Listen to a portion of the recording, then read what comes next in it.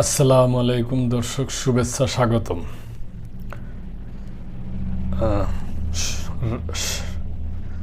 সড়ক নিয়ে, রাজধানীর সড়ক নিয়ে সড়কের যে পিচ ঢালাই করে, উন্নয়ন করে, এই সমস্ত ব্যাপারে একটা খবর। গচ্চায় 974 কোটি টাকা।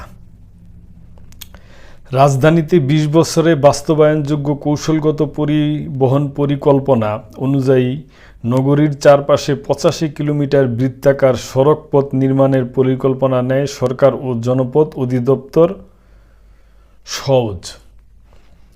গত সরকারের আমলে বাস্তবায়নের জন্য মন্ত্রণালয়ে প্রস্তাবও পাঠায়, কিন্তু মন্ত্রণালয় নানা জটিলতায় অনুমোদন দেয়নি সেটি। এর মধ্যে সেই প্রকল্পের অংশ হিসাবে ঢাকা দক্ষিণ সিটি কর্পোরেশনের 5 কিলোমিটার সড়ক বাস্তবায়নের অনুমোদন দেয় একনেক। ইতিমধ্যে সড়কটি নির্মাণের কাজ চলছে, বাকি 80 কিলোমিটার সড়ক নির্মাণ এখনও পরিকল্পনায় রয়েছে। ফলে বৃত্তাকার সড়ক নির্মাণের জটিলতা দেখা দিয়েছে। বিশেষজ্ঞরা বলছেন 85 কিলোমিটার সড়কের মধ্যে মাত্র 5 কিলোমিটার সড়ক বাস্তবায়নযোগ্য হচ্ছে। দেখেন এলা কী অবস্থা, 85 কিলোমিটারের মধ্যে মাত্র 5 কিলোমিটার।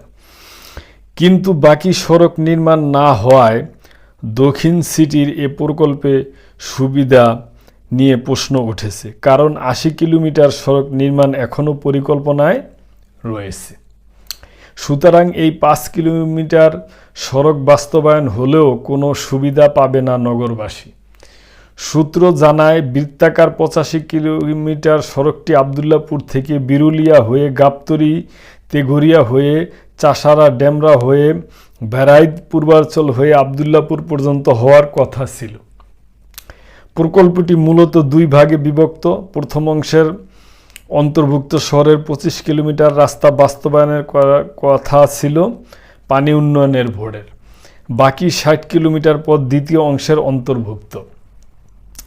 সবশেষ চলতি বছরে মে মাসে পরিকল্পনা কমিশনে প্রকল্পের সারসংক্ষেপ পাঠায় সওজ। পরে পরিকল্পনা কমিশনে পাশ হলেও নেক থেকে ফিরে যায় প্রকল্পটি। এ বিষয়ে সওজের অতিরিক্ত প্রধান প্রকৌশলী সায়েদ আসলাম আলী বাংলাদেশ প্রতিদিনকে বলেন, ইনার রিং রোড অনেক বড় একটি প্রকল্প। বড় প্রকল্প হওয়ায় এখন সাময়িক স্থগিত রাখা হয়েছে। তিনি বলেন, বিগত সময়ে এ প্রকল্পটি পিপি মাধ্যমে নাকি জিওবি অর্থায়নে করবে, এটা নিয়ে দ্বিধা ছিল, যার কারণে সিদ্ধান্ত নিতে পারেনি বিগত সরকার। তবে এখনও এই সিদ্ধান্ত নেওয়া হয়নি। ডিএনসিসি সূত্র জানায়, ইনার রিং রোড প্রকল্পের আওতায় রায়েরবাজার স্লুইস গেট থেকে লোহার ব্রিজ পর্যন্ত 5 কিলোমিটার অংশে 8 লেন সড়ক নির্মাণ হবে। প্রকল্পটির নাম করা হয়েছে বীর মুক্তিযোদ্ধা শেখ ফজলুল হক সরণি। সড়কটির 4 লেন এক্সপ্রেসওয়ে এবং বাকি 4 লেন সার্ভিস রোড হিসাবে নির্মাণ করা হবে। এই 5 কিলোমিটার সড়কটি বাস্তবায়নে দক্ষিণ সিটি 97 কোটি টাকা অর্থায়ন করবে। বাকি অর্থ সরকার যোগান দিবে।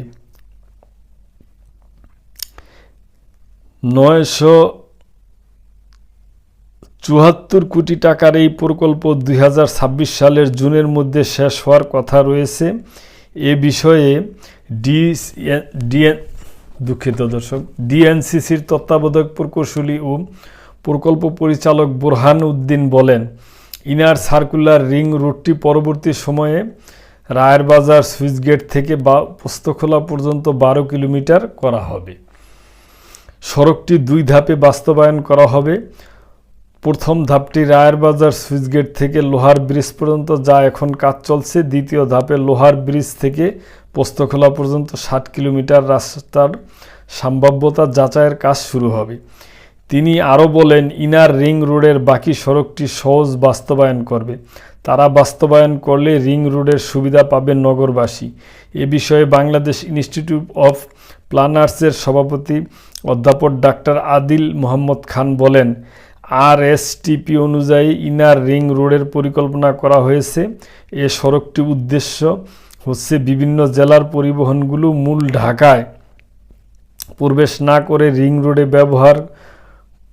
রোড ব্যবহার করে বেরিয়ে যাওয়া।